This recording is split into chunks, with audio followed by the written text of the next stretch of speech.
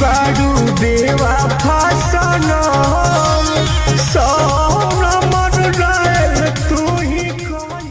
नमस्कार दोस्तों, भोजपुरी के उभरते अहियान स्टार टुनटुन यादव का होने जा रहा है शादी।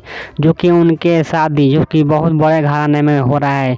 जो कि उनके पत्नी का नाम है पूजा यादव, जो कि बहुत अच्छे और बड़े खानदान के पूजा यादव हैं।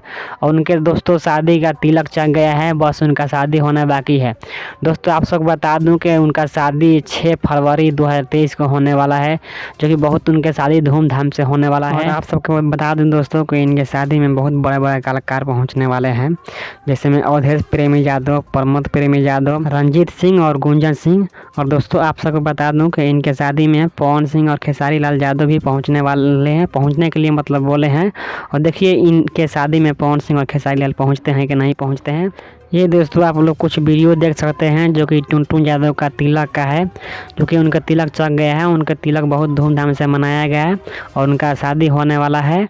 अब तो दोस्तों आप लोगों को शादी का भी वीडियो दिखाने वाला हूं। और दोस्तों आप सबको बता दूं कि टुनटुन यादव के आप भी दिल से चाहने वाले फैन हैं तो हमारे कमेंट बॉक्स में टुनटुन यादव जरूर लिख कर बताना दोस्तों।